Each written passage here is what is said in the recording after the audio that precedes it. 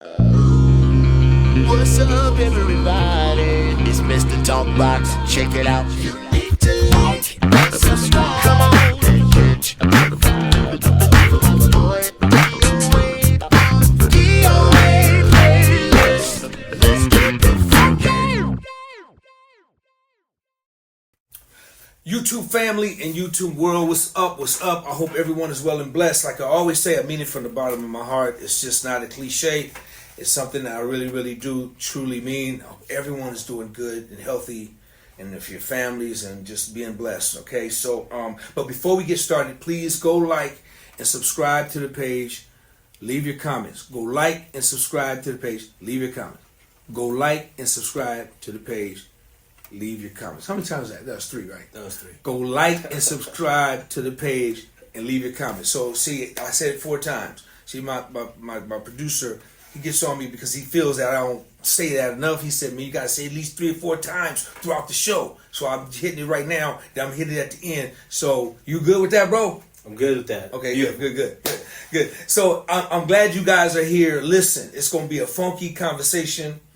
It's going to be a funky day today. It can't help but to be a funky conversation and a funky day because y'all see this funky brother right here. You know, this funky brother, this soul man right here. You know, yeah, he young, but he's still soul. He got a lot of soul in him. We're going to figure out what that's all about. He's a young, funky, established, up-and-coming artist. And I met this brother through Instagram. You know, this will be my first conversation with him, and we're going to do it in real time where everybody can check it out and get to know this brother. And the day is going to be funky because I got, and y'all show your love for my bro, the Funkmaster. Funkmaster, what's up? What's going on, brother? How you doing, man? Good, man. How about you? Man, I'm good, man. I'm good because you're here, bro. And I want to, like I do with everybody, man, I want to say thank you, bro, for being here and taking out some time out your day to come hang out, man, and have a conversation with me, man. And I don't take it lightly, man. I know you're very busy, you know, and we're going to get into that, what you're doing, and I want people to know who you are. And we're going to talk about what's happening now. We're going to talk about your latest single. We're going to talk about your artistry and your gift and all your talents, man. So I thank you for being here with me, man. It means everything. It means the world to me, bro. For real. Thank you. Yeah, it means the world, man. So let's get this going, man. Listen. So Funkmaster. There's 2 questions I can ask you. I got to ask you this one first. I'm going to ask the first one first. Man, where you from, little bro? From Jacksonville, Florida. Born and raised? Yes, sir. Jacksonville, Florida. Born and raised. Been there all your life for the most part? For the most part, I stayed in California for maybe 2 months, but nothing crazy. Okay, what part of California? I think it's pronounced Rialto. Okay. So that was maybe, it took me like an hour. It take an hour to get everywhere in California, but okay, it was an hour from North Hollywood. Oh, okay, cool. So we're gonna talk about that in a minute. Sure. The other question is, man, where do you get the name the Funkmaster, man? I love it, man. You gotta tell me where you got that name from, but you gotta keep it a buck with me. Where did you get the Funkmaster from? So I was actually on a Zoom meeting with, I'm going to forget the name of the establishment, but it was with Lil John Roberts was on there, Sput. Eric Moore was, not Eric Moore, Aaron was actually on there. It was a couple of people, and they were just talking about like how the younger generation, like they're not mastering, you know, their craft or whatever it is. And we're just saying there's no masters. And I was like, and this kind of when the funk bug had just bit me, so I was like, hold on, I want to master funk music. You feel me? So, boom, there we have it. So you guys were talking. So that it was a conversation between the younger brothers and the older brothers, and you guys was kind of mishing it together. The conversation piece. Is that what it was? Man, we need more stuff like that, man. We need more platforms like that, and then I think that will fulfill that disconnection, because I strongly feel there's a disconnect between the young and the old. There's a disconnection, especially when I talk to younger brothers like yourself. And so, I appreciate that, man. Maybe I holler at John and a couple other brothers, man. Maybe we should do something like that to where we can just, do a mesh up and with the young and the old and talk about these things, man. Because there's a serious disconnect. So that's beautiful, man. And that inspired you to want to master funk. It did for sure, because I was still kind of looking for my voice. When I first started producing, a lot of my stuff was like maybe R&B. You had a little Kanye in there. So like I said at the time, you won't believe how the bug bit me actually, bro. I got hold of Purple Rain. I watched that movie every night for almost a year straight, dude. Wow. I don't know why. It just was a thing, you know what I'm saying? Wow. All right, so let's go back, man. Let's back up for a minute. So Jacksonville, Florida. When did the music thing hit you? Like, how old were you, man, when you got off into it, and how did you get into it? How did it start, man? Was your story like a lot of other brothers, most of us, did it start in church? Tell me a little bit how it started, man. So yeah, my granddad's a pastor. I started playing in church when I was 4. My dad plays the organ, and I think maybe when I was about 11, 12, my dad went to prison, so I kind of started, playing around on the organ. And I was like, oh, yo, I might be interested in making music. So I want to say maybe at 15, I started playing in the clubs and stuff, and that was kind of pretty much it. I was skipping school and just, I wanted to be there. Like, even if I wasn't playing, I just wanted to be around music. So, wow. Yeah, it started at 4. And so is keyboards your main, is that your first instrument or what? Tell me. Drums. Yeah, so I started playing drums first at the age of 4 in my granddad's church. And then, like I say, around like the age of 12, 13, I kind of started playing around on the organ and the piano. So today, now, did you continue with keyboards? Can you sit down on keys? Is drums still your main instrument? What's your main instrument? Drums my main instrument, but I play drums, keyboard, bass, and guitar. Oh, man. And that only came because I wanted to cut my own records. I didn't, still don't have a budget to pay nobody. I'm like, yo, I'm not waiting around on no cats. We gonna figure this out. You feel me? Man, I love it, man. So you basically play everything. Pretty much. Dope. So now, how in the world, man, are you able to get in the club at 15, though? Man, so like most of the spots here, they weren't checking IDs back then. And I'm with the band. You walk up with some gear in your hand, they cool. They ain't asking no questions. But so happened, another homie of mine, he ended up getting drunk and got kicked out of a gig. So then they started cracking down on IDs, and I actually couldn't do one of my gigs one night because they were checking ID. They were like, nah, that ain't gonna work. So I sat outside the whole night while they was in there going headed, and I'm like, yo, I'm supposed to be playing right now. Hey, man, did you receive a backlash because you came up in the church? So did you receive a backlash when you started to go in the secular world, or how did the church world treat you? How did your family feel about that? Or were they encouraging? Tell me a little bit about that. So I didn't really, at that time, I didn't really receive a backlash because it was like, honestly, most of the people in the church, I don't think they knew. My family knew, of course.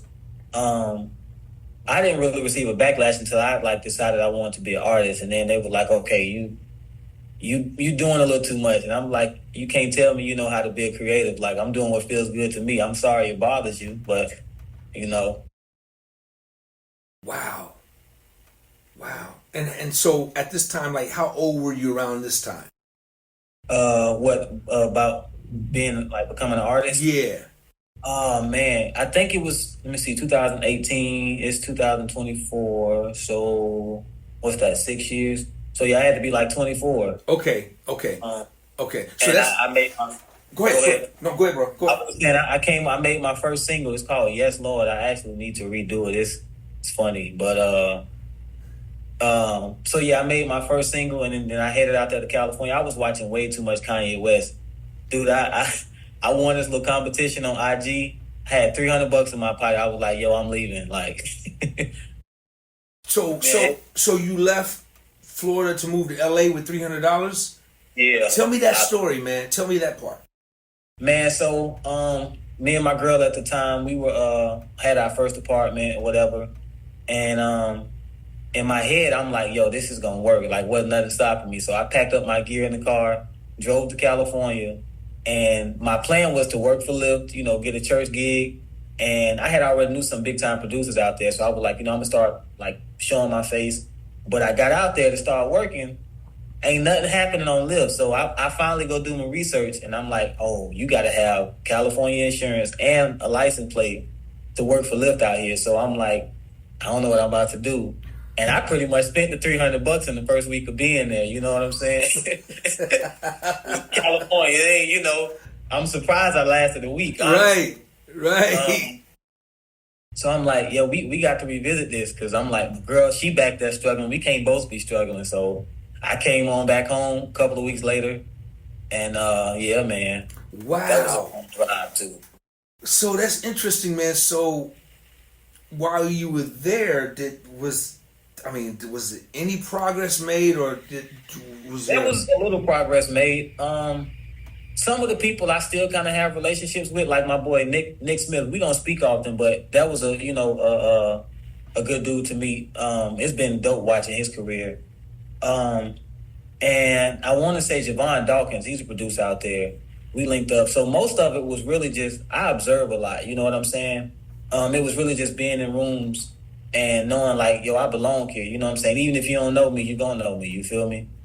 And so it was kind of productive. It was really one of those things, like if I can get back and recover from that, because it took me a while to, to get back on my feet, coming home, not having a place or whatever.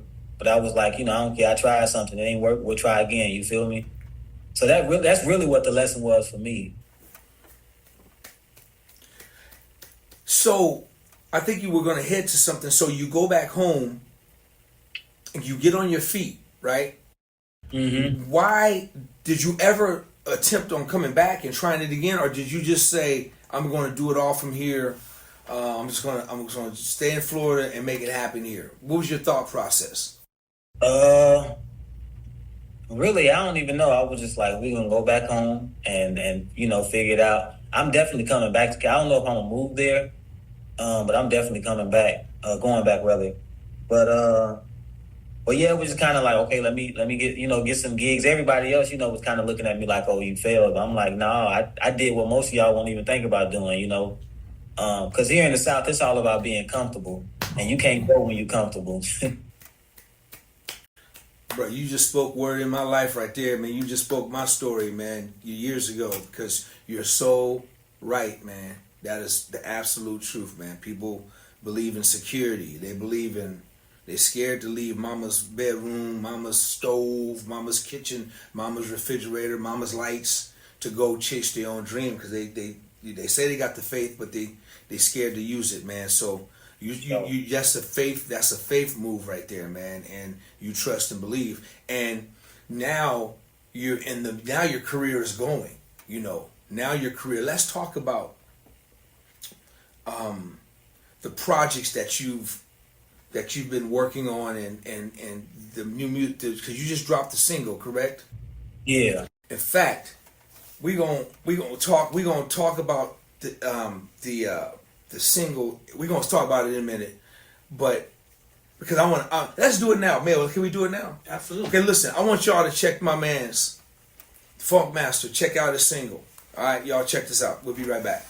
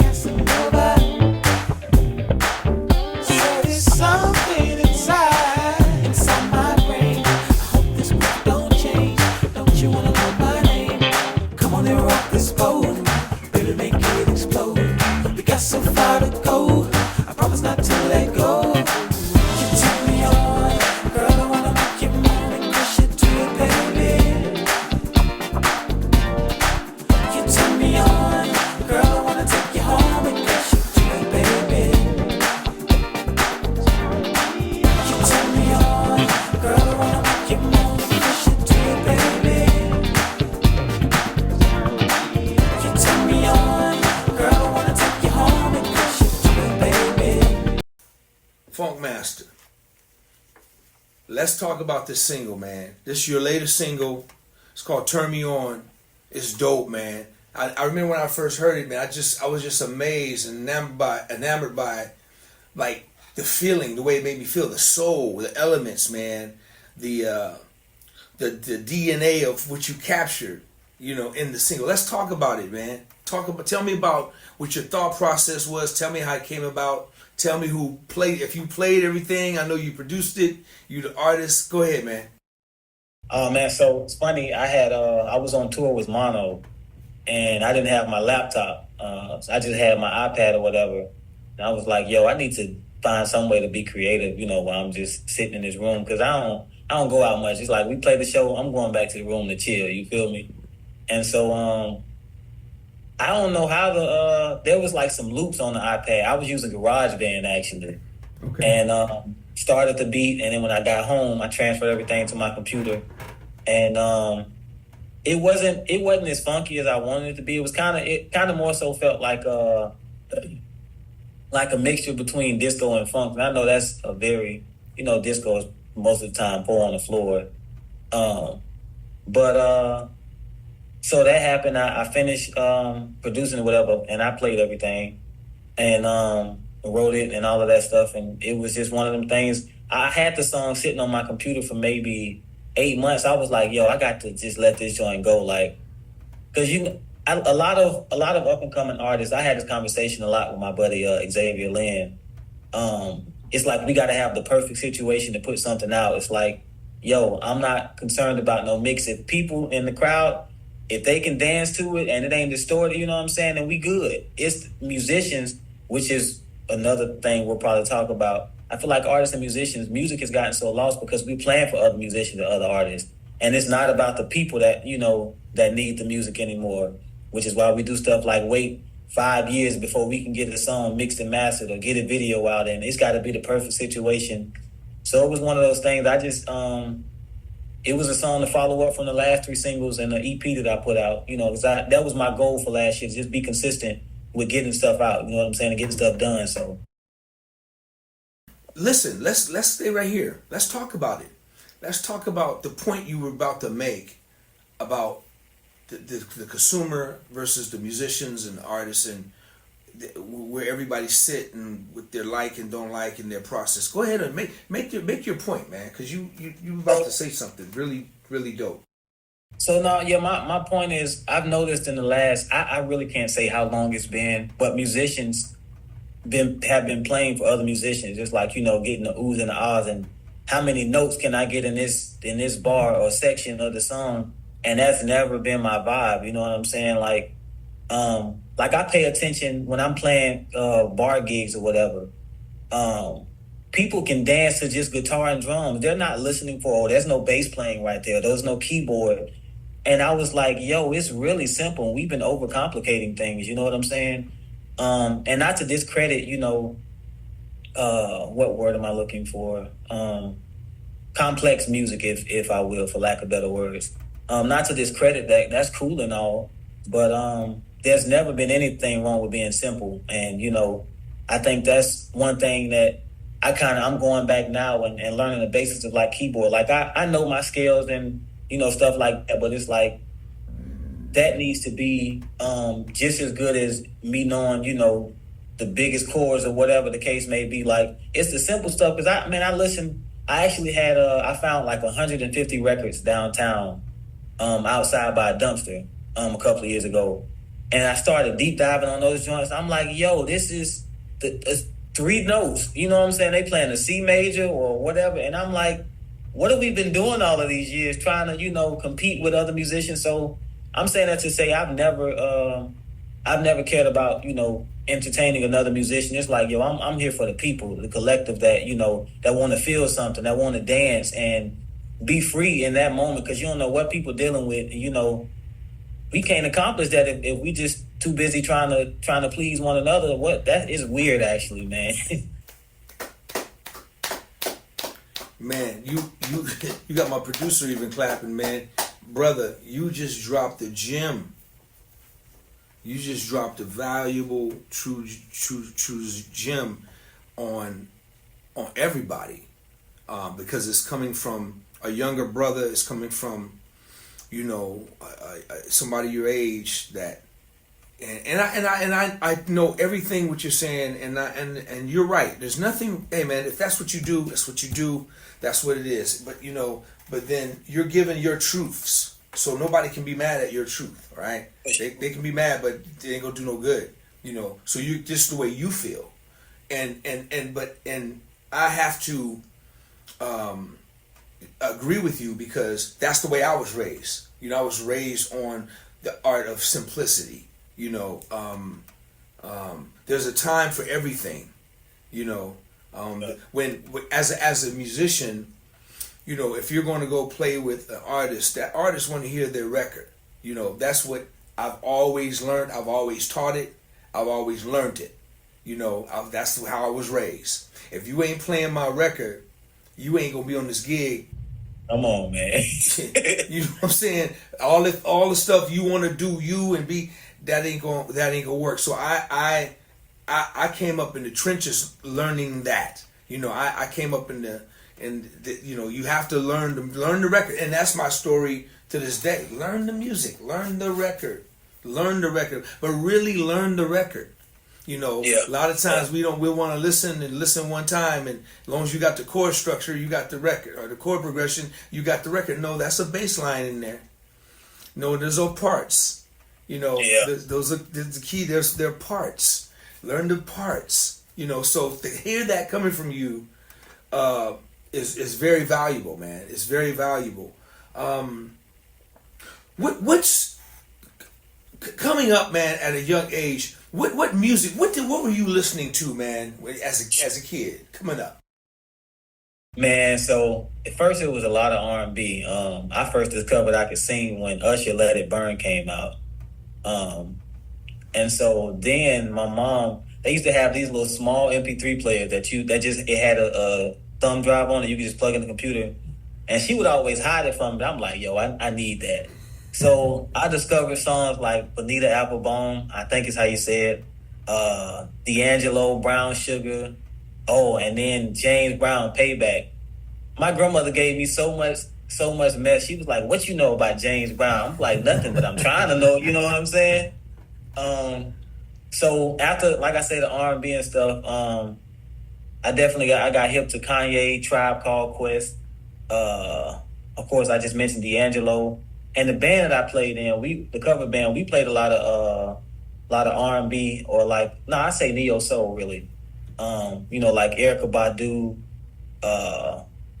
Man, I listen to so much. I wish I would have listened to more funk or like more jazz and stuff. But the older I got, the easier that became to get access to. So primarily, even though I was playing in church, I was showing up. I was a victim of it. I was showing up the day of service, listening to the songs I had to learn, because I'm like, yo, this is what's hitting right now. This new D'Angelo I just discovered or whatever. It was a bunch of R&B back in the day, neo soul stuff I probably shouldn't have been listening to, honestly, but. So were you into? Because man, when I look at you, bro, you look, man, you could be Joe's younger brother, man. You look That's like funny. I don't know if everybody ever told you that, but man, you, especially now because Joe rocking the beard. So I'm looking at you, man. You remind me of Joe. Were you a Joe fan? Was you? I was. Okay. It was fun enough. So, man, back in I think 7th, 8th grade, I used to always sing at the talent shows. And I can't even listen to John Legend anymore because they made me run that man music in the ground, dude. I'm like, can I sing some Chris Brown? No, we want to hear something encouraging, whatever. But so my teacher, Mr. Sullivan, he gave me a list, and Joe was on there. We had Tank, Al Green, Marvin Gaye, Michael Jackson. It was a couple. He was like, take these artists and listen to them and, find your own voice or whatever. I think I still got that list. I need to go find it. So I definitely listen to Joe too. Well, you said the names I was going to ask you about, some Marvin Gaye and cats like that, man. You came up listening. Now, it depends on how far back you go, because you can go in that area of the 60s with Sam Cooke and, 70s, with Sam Cooke and and Otis Redding and all these cats, man. These cats that just Al Green, these cats that just really paved the way. It's good you know about that, man. That I'm sure your playlist is full of, of just different things, man. And that's good, man, for you to be so young. I admire cats like that, man. Your age that's into that soul stuff because you know all about the new stuff. But then to be able to get that old stuff and apply it to what you do. I mean, bro, you're such a soulful cat, man. And I get what you say about your music, and man, I get Prince, I get all of that, man. When I listen to just different things you're doing, man, I could kind of hear the different elements, man. What inspires you to write, man? What inspires you? Man, I remember I remember telling a friend in high school, I was like, I'm gonna build a studio and I'm gonna learn how to write music. And of course they, laughed and stuff. And I remember posting like I had a keyboard and a mixing board. I didn't have no computer, But I think what inspired it, I one day was oh no, I gotta go back actually.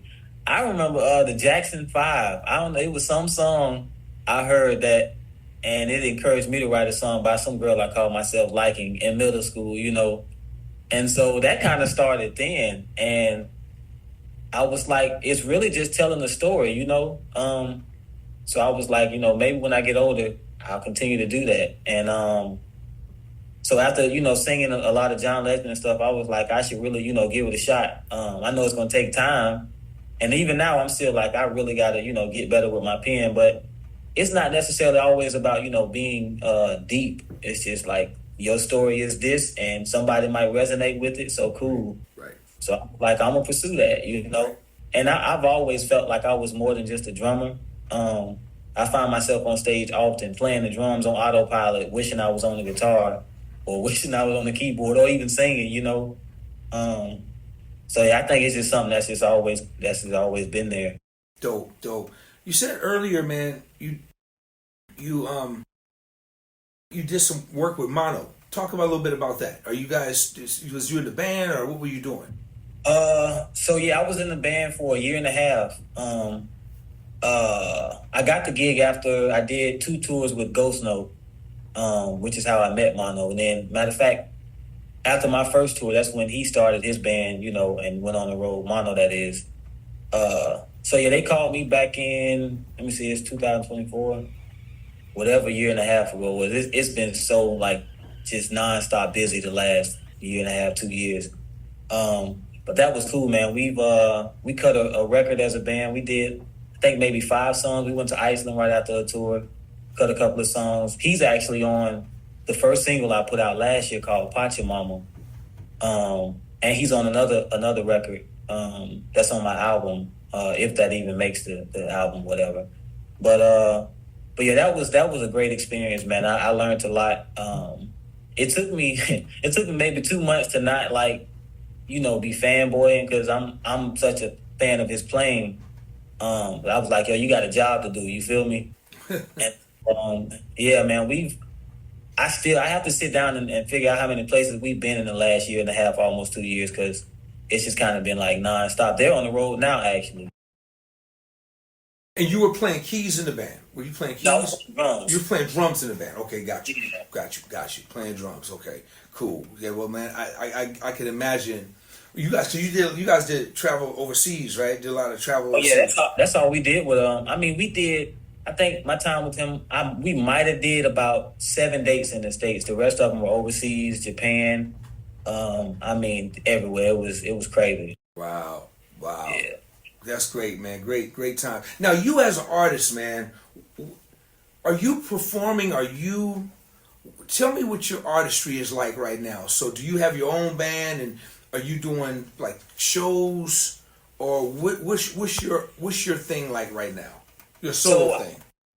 I do have a band. We're kind of in the process of getting back together, so to speak, because times are different now. Cats gotta be paid. Like people don't want to sacrifice time, for rehearsal. People really don't like to rehearse anymore. And I'm like, before I go out sounding like crap, I'll play a show by myself. So I do shows back at home. I'm actually planning a tour for next year when the album comes out. But the band's name is Cosmic Nation. I had started an IG maybe about a year ago, and we played a couple of shows. But again, me being on the road and not having much idea about what I was doing as far as being a leader, I feel I still need to learn a lot. But so yeah, the getting that back in the works. We've been doing some rehearsal. Because one of my buddies that's in the band, he plays for Arrested Development, so he just got off the road. So everybody's kind of everywhere, so it's kind of like you got to find the right time that works for everybody. Because I started to just do the solo route using like a loop station on the road, but I'm like, it's different when you got 4 or 5 cats up there with the same intention, and everybody's giving energy, and then we're getting energy back from the crowd. So I was like, before I do that, I'll be patient. If it takes another 5 years before I can be on the road with a band, then it is what it is. So yeah, I do a couple of shows around town. We do some cover stuff, but I've been sliding my original stuff in there because around town they just want to hear Frankie Beverly Mays every day, and I'm like, I'm not doing that. So you came to the wrong bar, but. I love it, man. I love it, man. That's really cool, man. Man, it seems like you got a lot going on at the age of 30, man. What's your long-term goal, bro? Tell me that. What's your long-term goal at the age of 30? Man, my long-term goal is to create generational wealth. Because I got kids, and so at least 7, 8 generations after them, I want the work that I put in, to be okay, like for them to be straight, and to carry on the legacy of, even if it's not into music, just being, a decent human being. You know what I'm saying? Because outside of music, I care about people, which oftentimes gets me in trouble sometimes. But I'm not gonna let that change me, because I realize it's a reflection of how people feels about themselves when they treat others bad. So. Yeah, my long-term goal as far as music is to make records, that live past me and to just die empty. You feel me? Because, man, I'm in pilot school. I like building race cars, and it's like I didn't, just wake up and say, hey, we're going to put all this in your personality. The stuff was just in me, so it's like we got to get all of this out, you feel me? Because I'm lucky if I live to 75. So, I got 45 years to make all of that happen. Or more, you feel me? So that's my long-term goal, to create some generational wealth and to just change the dynamic of my family lineage. You know what I'm saying? Brother, I love that, man. You just dropped another gem. You getting standing ovations all day today, brother, on the platform, man. Dude, I love that. But that's good stuff, man. And and I pray that God, lets you see everything and bless you with everything you got coming to you, young brother. You super talented, and when people go and check you and check you out, they'll see, and understand, get to know this brother even better, and know who this brother is. They're gonna be blown away by your gift, man. Your gift is absolutely amazing, man. Your sense of knowledge about the music business, and you get it, man. You know exactly what you want to do. You're like this, man. I just talking to you. You're headed in a direction that that no one can take you off that path, man. I can just hear it in you. I can see it with you. And to be so at 30, man, you're a young man with an old soul, bro. I can feel it, man. I can feel it, man. Especially with the John Shaft leather funky, with the funky jacket on, man. Y'all, this black and white, but my man is dapper. He clean as all get out. My man is clean, man. Listen, man, once again, bro, I'm not going to hold you, man, but I want to thank you, man, for sharing some knowledge, man. I'm glad we're connected. We're going to stay connected, man. I want to keep up with what you're doing, man, and anything you need from me, man, just dude, you got my numbers. You got everything. Dude, all you got to do is reach out, man, and I'll be there for you, bro, for real. Whatever you need, man. And it ain't about money. It's not about none of that, man. It's about just if you need something, man, just call me, man. Because I'm really into what you do. It means, and you're right, man. We need that. And it's crazy, man. We were talking earlier off the camera, man. I'm finding that a lot more of the younger generation, man, they're really wanting to know what that music is, and they're doing it more. And some of them are really killing the game with it, man. And I'm hearing it more and more, even in hip hop, even in rap, man. It's like, they're fusing the old with the new in their production, and I'm really digging that because I think it's a good sign. I may not be here, but sooner or later, man, it's going to all evolve and come back around to where it was, and to the stuff that you listen to the stuff that your mom, your grandmother them listen to, and I see that coming back, man, because it's happening now. So this is why I really wanted to talk to you, because you're going to be a part of that change, man. Not the change, but you're going to be part of that comeback, of the get back, man. Yeah. You keep doing what you're doing. You're going to be a part of that, man. So, dude, keep doing what you're doing, man. But before I let you go, you got to tell. And I can do it with drummers. I can do it with keyboard players. I can do it with singers. I'm going to do it with singers, man. I'm going to do it with artists. Give me your top 4 singers that you're going to put on the Funkmaster's Mount Rushmore. Oh man, that's a hard one. So we got to have D'Angelo on there.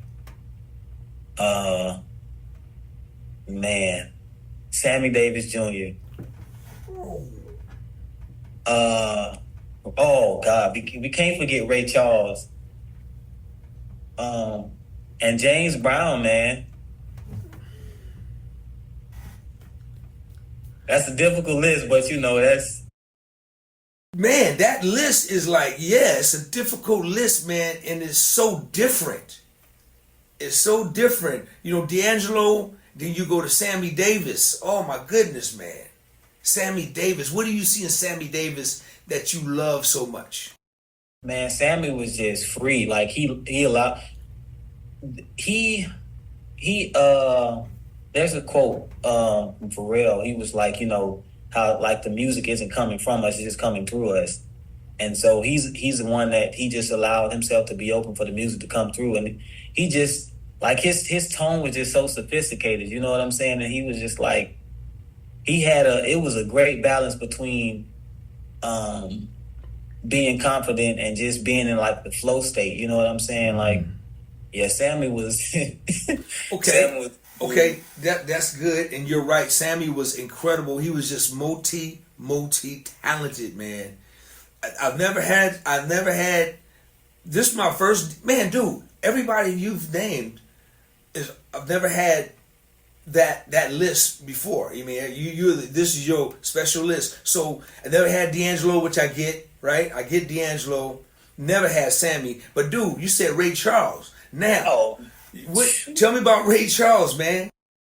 Man, Ray Charles, I don't want to blame it on, him not being able to see, but he really created his own world, and you could tell that he felt every note that he was playing and singing. And he actually studied here in the school about an hour away from Jacksonville in St. Augustine. Yeah, Ray Charles, and I watched that movie often, the movie Ray. He was, man. Yeah, that's a whole nother, conversation. Now you really, really, really flip the script when you say James Brown, man. Oh yeah. Now, come on, man. And the reason why, I've never done this before with the Mount Rushmore, but because, brother, like I said, man, I got, man, brother, you 30, man. You educating people in your age and younger, and then you also educating older folks. You see what I'm saying? So you got to tell me about James Brown. Why James Brown, man? Man, I used to hear people always say he just did a lot of yelling, and I'm like, no, he was singing some notes. He was on, I forgot the show's name, but it was him, Bobby Womack, I believe, and why am I forgetting his name? BB. And yo, it was, because they were playing some blues, so you really heard him. You know what I'm saying? You heard his tone or whatever, and even listening to his records, like, yeah, James Brown, man, he paved the way for I mean, everybody after him. If I'm being honest, yeah.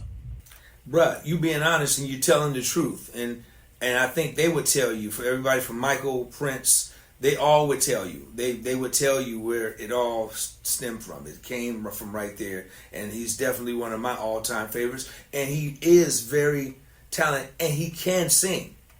He can sing, man. You know, people just used to the squalling and all of that stuff. But no, James can sing, man. James can sing the blues. Man, he can take you. He can do classical. It'll mess you up, man. And then he's just, his whole thing with James and the JBs and everything he touched right there was just the all-time most funkiest music ever, man. So, dude, I admire. You know what? I admire your Mount Rushmore, man. And I gotta throw a thumb on there, man. I'm gonna throw my little bro on there. I'm gonna throw Funkmaster on there to really, I gotta throw you on there, man. I'll put a thumb on there right with them OGs, man. Because, dude, you on your way, man. You are on your way, and you're gonna definitely live beyond 75, man. You're gonna be here quite a while, and you already educating, man. And I really dig the way you think. Your stories and incredible. Going to LA for a couple of months or whatever, then coming on back, and do all the successes which you were trying to find in LA just wasn't for you at that time. Yeah. It was always at your home, and you've been around, you've traveled the world and doing things at a young age, man. You got so much to be proud of, man, dude. I never met you, bro, but I'm proud of you, man. Just to hear you talk, man, about it, and your journey, man. I'm excited to see your journey. Like I said, man, I'm gonna be a fan sitting on the side and watching you, man. And I'll be the water boy, man, or your cord, man, or I'll come and wipe you down, bro. You know what I'm saying? I'm just gonna be a fan, bro.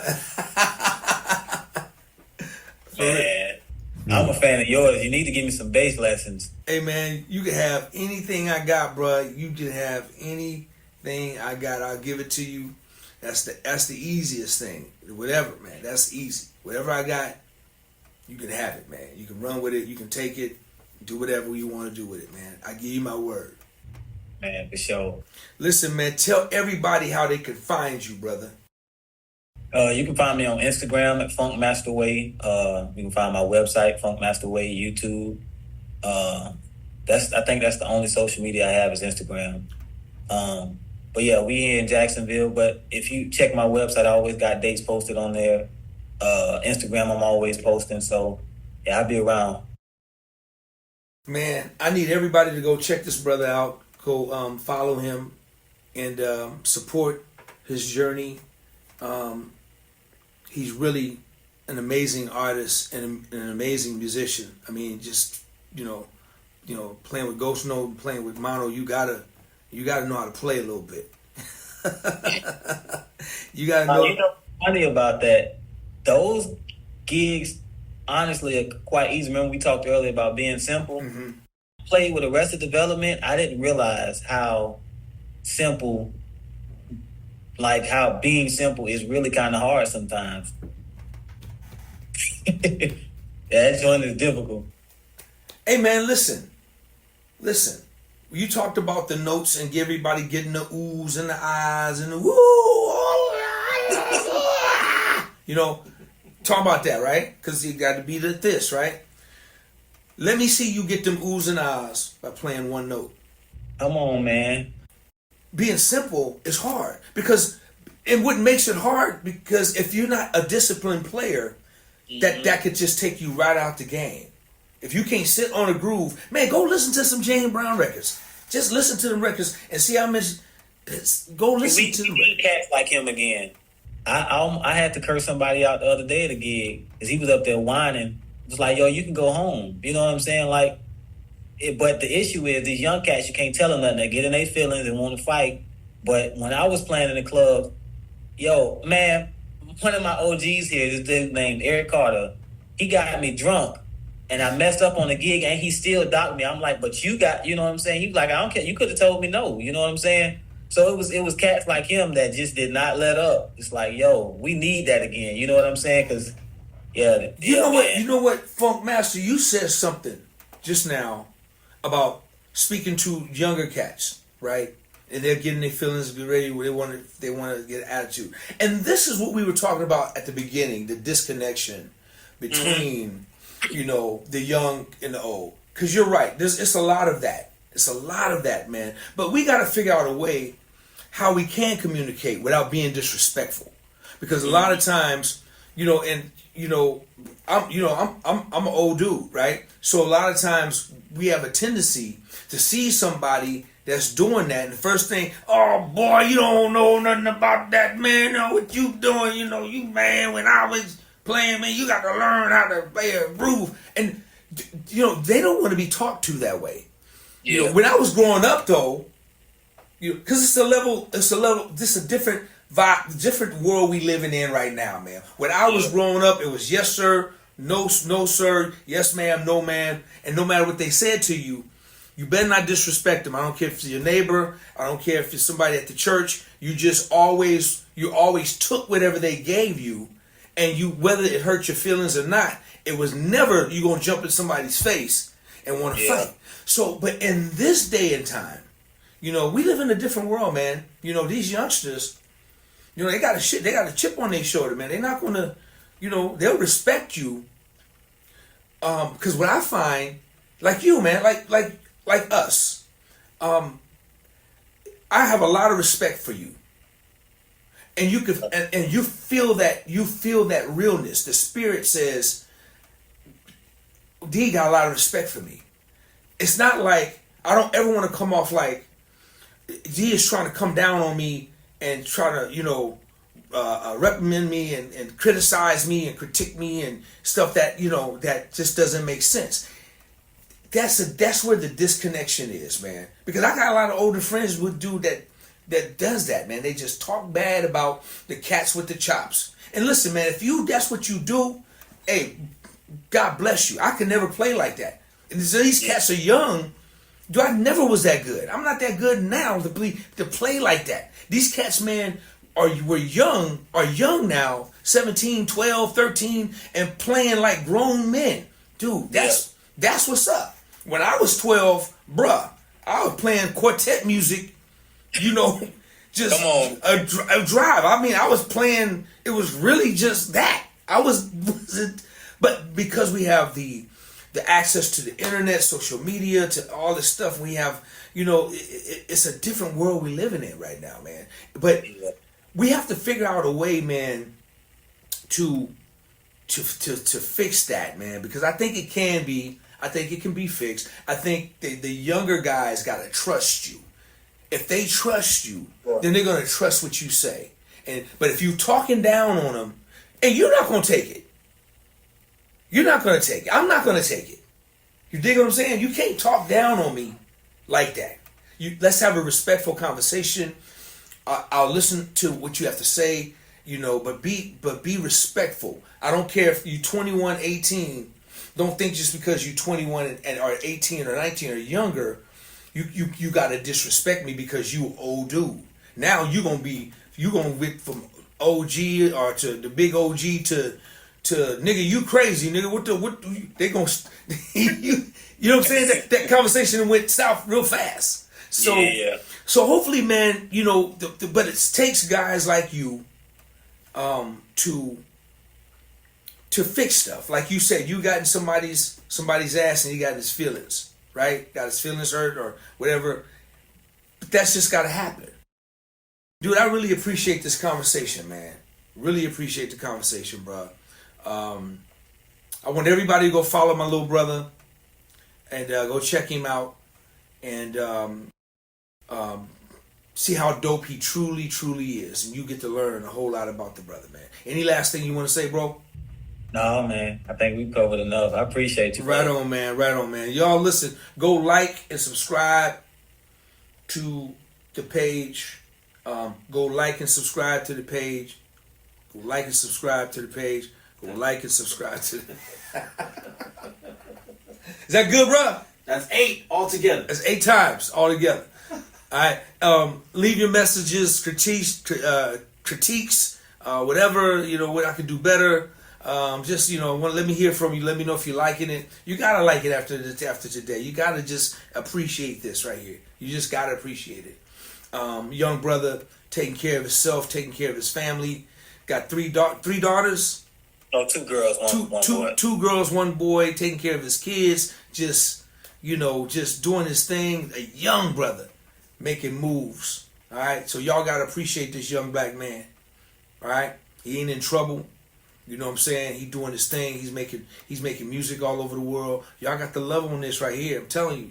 You got to love on it because it could be the opposite at 30. It could be the opposite. It could be very bad. But this dude is doing positive things. And he's singing good, wholesome music that you can take to, your family and you can play and enjoy. I mean, So I guess, right? Funkmaster, are you sometime for the most part or... For the most part, sometimes, you know what I'm saying? It can get a little raunchy, but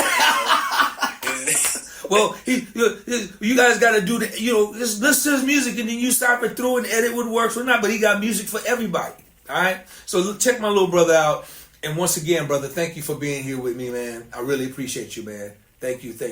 We gonna be in touch, man, throughout. All right, man. You got a brother, man, for here. So. Right on, man. Y'all, show your love for none other, the one and the only. Y'all just met him right here. All right? Give it up. Show your love for my little brother, Funkmaster.